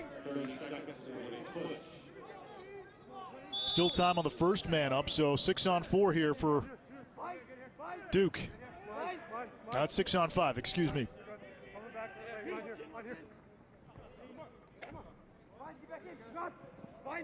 Towers is going to be trouble here now. They've got Robert Morris rotating. And like clockwork, Sean Lowry.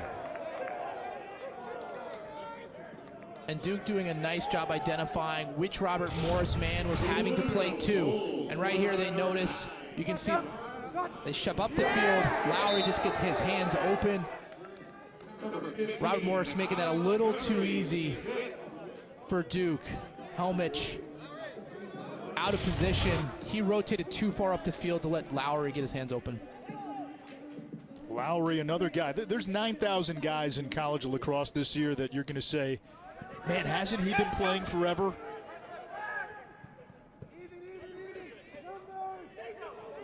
Lowry, a fifth year from Massachusetts. Yeah. That's right. I mean, Lowry, an impact player. Riley Walsh, an impact player.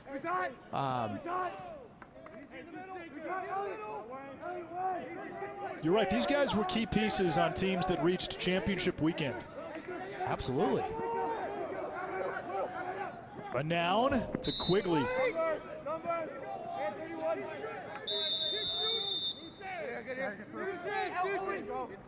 Denenza.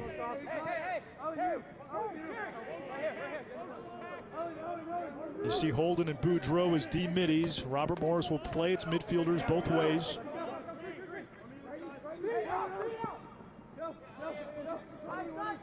Dyson Williams off the feed from Denenza. Bounce shot, another save, Savic. Ball loose in front. And a whistle through the chaos.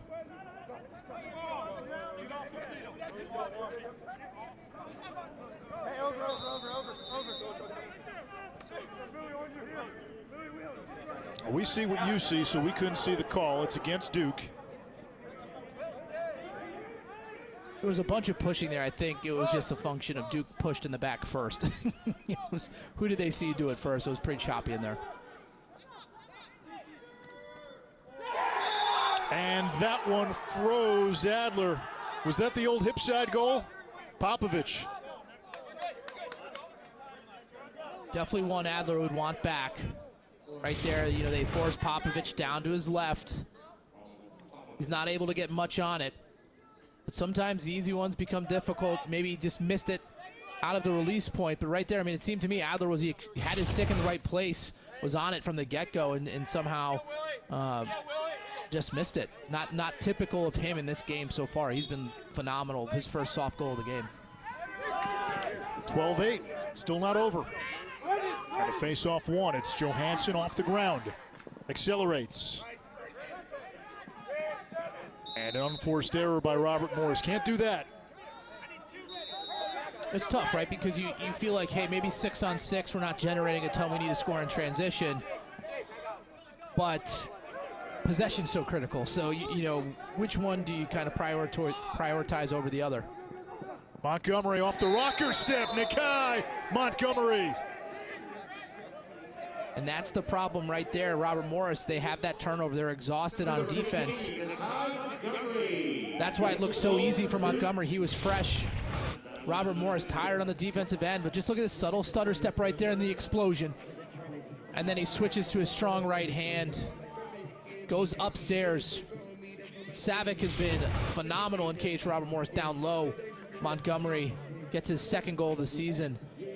Nakai Montgomery, to me, is, I mean, remember that national championship run in that tournament? He was, oh man, the hat trick in the first half and was this phenomenal player, and he's kind of plateaued. There's so much more to him in his career and what he's going to do in the season, and I think that's going to be key for Duke, is what kind of player is he? Is he a first-team All-American, a second-team All-American? Is he an All-American at all? And that'll be a big difference for them. It would not surprise me to see him back on the first midfield before this season is over. Brennan O'Neill to Dyson Williams. I don't think you leave your best athlete on the second midfield, right? For him, especially when he's skilled. Maybe let him play more D-midi. Get him out on the field a lot. You know, I played with a player, Billy Gladding, who was our best D-midi, but also played on the second midfield. And right there, he gets his second in a row. This one with his left hand, but it's get him on the field, get him in transition, get him using his speed. Become a second-team All-American as a D-midi second midfielder, because he has that type of ability. And right there, just hammers it left-handed. Gets two straight for the Blue Devils. 14-9, Duke on top of Robert Morris and Nakai Montgomery with a couple of goals here to give Duke the 5-goal cushion. We have seen 3 of the 5 teams in the ACC. Peyton Cormier, the Canadian sock trick for Virginia in a 20-goal explosion against Towson. Turner Upgren was the hero off the bench Friday night for Duke, and boy, Chris Gray, 6 goals in a 24-goal blitz for Carolina today, Matt. Yeah, Chris Gray, kind of a forgotten, you know, I don't want to say he's forgotten, but I mean, he had over 100 points in his last full season, right? Like, he's an all-time great because of Sowers and what he did last year. People don't talk about him. But so far this season, he looks more comfortable in that offense than I would say Sowers looks for the Blue Devils. Yeah, he's getting the Dr. Dre circa turn of the century treatment. That's a sloppy pass there for the Blue Devils. And again, look, Sowers has 3 assists in the game, right? He's got 3 points. And so, but when you put it in context of how good he is, all-time great. Holden makes it 14-10. Robert Morris is not going away. You know, they're going to fight right there. Holmgren, step down, righty to the far post. Another nice awareness goal in transition. Duke slow to slide up the field. Kenny Brower, who's been phenomenal for the Blue Devils, a little late, doesn't get his stick on Holmgren's hands. Robert Morris gets to the 10-goal mark. We have now seen almost 2 full games of Duke, and I keep going back to it's February 7th. We got 3 months of lacrosse, but a couple of big early impressions on the Blue Devils, Matt. They are going to get a lot better. You know, O'Neal, with all the hype, still figuring the game out. You know, you talk to Coach Tiffany about Schellenberger, right? Number 1 recruit in the country, fanfare, not to the level of O'Neal. But he said redshirting him was like all the difference in the world. It took that pressure off of him. And you can kind of see O'Neal today feeling that pressure. And Duke, my takeaway is they very may well be the number 1 team at the end of the year. I don't think they're that much better than everyone, which the talk I felt like was pretty incisive and before the season started. Man, Duke is unbeatable. They're going to blow everyone out. I just don't think that's going to be the case. The ACC is going to be an Iroquois gauntlet this year. There is no gimme. No result in conference should surprise you. Yeah, you go into Notre Dame thinking you're going to have, you know, like your easy game, and Notre Dame is phenomenal, right? They can beat you up. Like, that defense is the best. You know, it's just they're just such a different team than the rest of the ACC. It's like offense, offense, offense. Notre Dame is like disciplined offense, phenomenally fierce defense. So they're kind of like that outlier. That doesn't mean they could end up at the top of the league. Who knows, right, when you have that type of talent. Quigley with the left hand, and it'll stay with Duke. Notre Dame also had some issues in goal for a few years. I thought Liam Entenmann did a really nice job last year as a freshman. And a lot of the shots their goalies see is the result of the guys in front, and the 3 they have in front of it, and as good as it gets. Montgomery feeding the wing. That one hits the pipe off the cross of Philip Robertson. On the rebound to Romo. Here's Leary. Can the Colonials get it to 3? Errant pass turned over. They've had a couple of these opportunities unsettled, and we've seen that a few too many times. Yeah, a couple turnovers. Credit Duke, though. You know, doing a really good job on those slow breaks, identifying, hey, that's a long stick coming, we're going to be slow to go, and timing it perfectly. And the closer that long stick gets to the attackman, the tougher that pass gets. As Makai Montgomery has figured out he can do what he wants right now. The hat trick, all 3 in this 4th quarter. And that's the part that's like confusing about him to me, is how easy does that look? I mean, how easy? I mean, he's effortlessly getting his hands free and separating. Like, he could do that at a much more consistent rate. I feel like sometimes maybe he's disinterested or feels like, hey, it's not on me to create the offense. But that's 3 goals that he's had in a row. The next easier than the first one. Right? He is that type of player. He should not be running. As a sophomore. Oh, go ahead, Matt. I was just like, he's the most talented second midfielder like ever, right? Like, there's no reason for him to be on that line. He should be in the conversation for the top tier All-American teams. And so I'm interested, like, where does he go for this season? Is this Coach Nelson getting him in the flow, building up his confidence? But they need him to be elite, you know, not an amazing second line midfielder. John Danowski has always had a knack of knowing which players are motivated in a certain way, and that could be a motivational carrot too. Makai Montgomery last year, banged up a little bit, didn't really have a great season last year for Duke. Was an All-American as a sophomore, really improved as a passer that year. You mentioned the breakout as a freshman in the tournament as Caputo shoots wide. He's immensely talented, senior out of Dallas, and you sit down and talk to him. You saw the Relaxing with Picard feature. Great kid, great kid. Well, you think about that piece, what to me, which was so interesting, is his love for Coach Danowski, right? Like, oftentimes when this Duke's pressure here, you know, oftentimes you're that talented and you had this like amazing run and you're not playing as much, like, you're frustrated with the coach. You don't talk to him about this like father figure. You're upset with it. And so, like, obviously he understands what Coach Danowski's doing and motivating him here. Again, just another goal there. O'Neal gets his 2nd assist for the Blue Devils. Pulling away here, it's kind of maybe Robert Morris feeling this one getting away from him. They're falling behind here. at too big a clip as Robertson gets his second goal of the season. 2 goals for Philip Robertson, another Princeton transfer. His brother Joe, we talk about when Duke puts the pieces together. Joe Robertson, his brother, is going to be a big part of this when he comes back, and he's available. I love Robertson's game with Sowers when he comes back. Like, I love it because he is like the perfect complement, just off ball, scrappy, going to be in the right place. And again, like an underestimated, Dodger, right? If you look at his career, he was Duke's best attackman a couple seasons ago.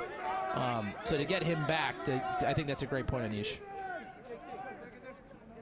Here comes Sowers. Diving in, does it count? There's a flag down, and the goal is waved off. So Michael Sowers still does not have a goal off his stick as a Blue Devil. Has one off his foot.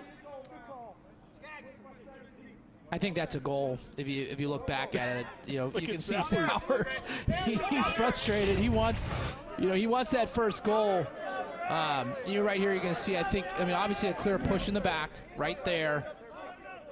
Released. That's a goal, in my opinion. I'm not sure how that gets taken off the board. But that's the judgment call, right? Was he pushed in, or was he pushed and then did he dive afterwards? I think he had released the ball prior to going to the crease, and I think it was probably in the back of the net. So, again, definitely one that would require instant replay. I think, probably tough to call live speed. Right here, the push, the release. I think that's a goal, but he'll have plenty of opportunities to put a few other in the back of the cage for the Blue Devils this season. But what I did like about that play was him starting in front of the cage on the high wings. I watched him last year. I called a game against Virginia, and he is very underestimated in that spot of the field. I'd love to see Duke utilize him there more. Here is the dive rule. We'll come back to this many times. A player has to dive away from the goal mouth. The ball has to enter the goal before contact with the crease, the goalie, or the goal. If you hit the goalie, minimum 1-minute penalty. And if an offensive player lands in the crease due to legal defensive contact, it is a crease violation. What you saw obviously was not legal defensive contact. So the only thing that dove to the mouth of the crease, I guess, would be the reason you called that one off. But I think that's a tough break for Sowers. Well, he landed in the goal mouth, so that right there would negate the goal. Right.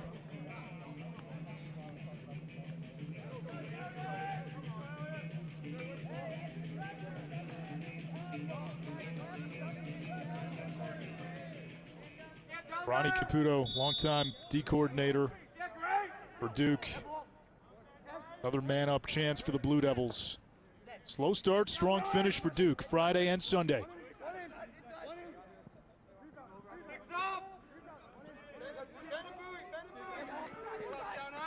Sowers. That time is a feeder. A noun on the ride. Chasen looking for help.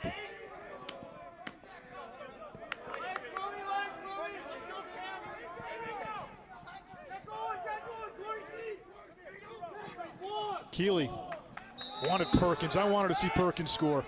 7th-year senior. We have this headshot that we have to pop it. We've been waiting for him to score so we could show it to you. Here's Perkins. Come on. 7th-year senior. Smith cans it. All right, let's see if we can get the graphic. Perkins as a freshman compared to now. 7th-year senior. I want you to picture that. What did he look like as a freshman? What did he look like now? Ponce de Leon, eat your heart out. This kid has found the fountain of youth. How does he look younger at 24 than he did as a freshman? I think the frosted tips may help. No, again, living everyone's dream with 7 years in college. A remarkable story, and again, one that's fairly unique in terms of his journey and kind of the programs that he's bounced around to. So I wouldn't want to see my transformation over that period of my lifetime, that's for sure. A 7th-year senior. He and Rutgers' Adam Sherlambita is the only 7th-year seniors in college lacrosse. I doubt Sherlambita's, though, has aged that gracefully. I doubt anybody's aged that gracefully from 18 to 24. He'll be 25 next month. Now, you're in college for 7 years. You could say you're a doctor. He can rent a car next month. He's taking, what does Tom Brady take? Spirulina? A lot of band exercises.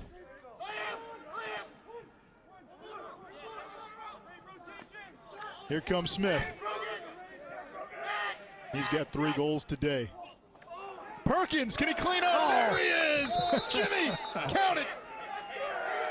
I think they're going to wave it off. No, they waved it off. Come on. That was going on the All-American reel, Matt.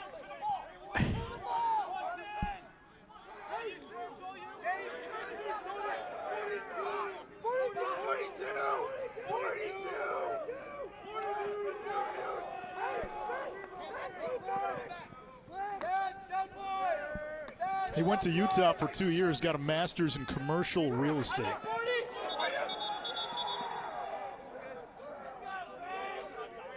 Another flag down. Could you imagine how awesome it would be to be in college at the age of 25 with that knowledge? I think I could. I'm slightly jealous. You just hold philosophy sessions in the quad. What do you want to know? Let me teach you about the world. I think you have to have some things. A personal assistant at that point, right? The good old Van Wilder. I mean, you have to play that role.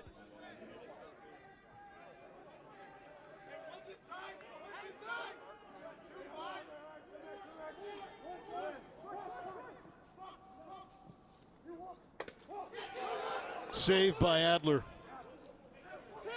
You got to get 51 a chance.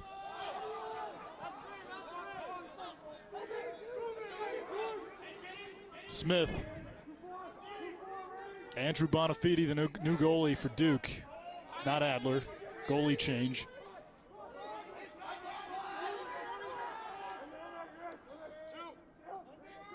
Adler finished with 11 saves coming off the bench today.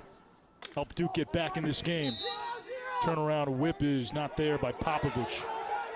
Perkins will initiate, 55 seconds.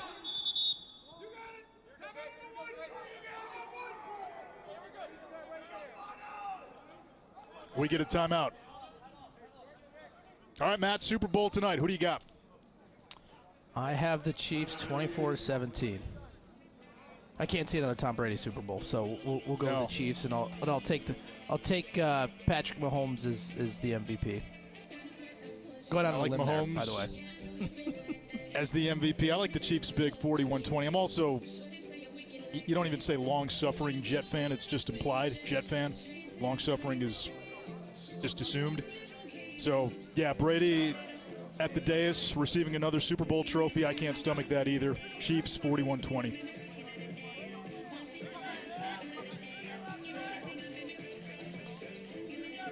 Duke was down 5-1 in this contest. Robert Morris jumped out early, much like Denver did. Duke trailed 6-1 to Denver on Friday, and then Robert Morris went almost 2 quarters without a goal. Duke in the second half, 10 goals.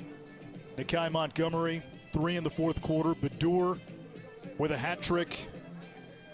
And early on, what kept Duke in this game? The goalie change, Adler coming in off the bench for Turner Upgren. And getting scoring from some unlikely sources, yeah. I think the face-off X, and then a couple unlikely goals, one off the ground by Williams, a couple in transition. You know, getting some goals, probably not the way they usually expect to, right? This is a team that the offensive depth at 6-on-6, they have to feel comfortable that they're going to get a good quality shot on more possessions than not. But they kind of excelled in the other areas. And again, long-term, that could be a good lesson learned for them.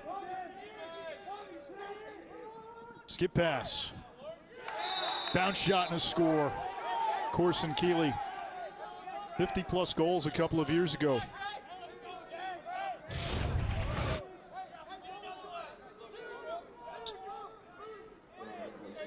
That looked similar to some of their goals early on. where they created some slides, did a couple skip passes, crisp passing. They just lost their way a little bit there in the middle of the game. I think Duke really clamped down defensively. We haven't really talked about Duke's defense at all, but I thought they were really, really sharp after a slow start and once Adler came in there in the cage. Adler stole a couple, but their defense also wasn't giving up high-quality shots and made his life a little bit easier, so kudos to them. And they had a couple goals that they created for Duke in the transition game as well. Robert Morris plays all but 2 of its games on the road. They're an independent, so hard to get a schedule together. They're going to be a tough out. Veteran team, they got some pieces. Keeley with another one. There's a flag down. 6.4 seconds to go. And in a year where we may not have Ivy League teams vying for a spot in the tournament field, don't sleep on Robert Morris, a team that has been in the tournament the last 2 years we've had one.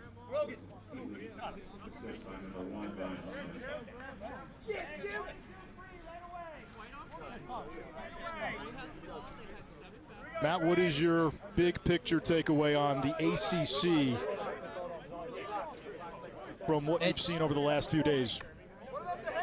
Obviously early on, but it's, I think, as good a conference as we've ever seen, top to bottom depth. I think the brand of lacrosse that they're going to put out on the field will be second to none, and that's not hyperbole. This conference is just loaded. If you look at their rosters, there are players you forget about that were impact players only a couple years ago, right? The best players stayed for their 5th years, and then the ACC typically has some of the best recruiting classes, if not the best recruiting classes. So it's just absolutely loaded.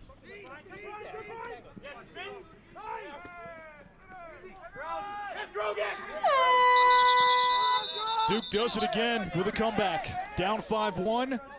They rattled off 8 straight, never looked back. The Blue Devils improved to 2-0.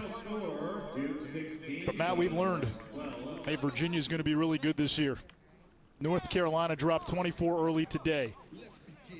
Duke might have been the story coming into the season. They've got some pretty stiff competition as to who's number 1 in the ACC. Final score from Koskinen, Duke 16, Robert Morris 12. Coming up next, Florida State and Miami from earlier, a women's basketball re-air. For Matt Ward, for Quinn Kesnick, for everybody, Chris Cotter, who was a part of this weekend. Enjoy the Super Bowl.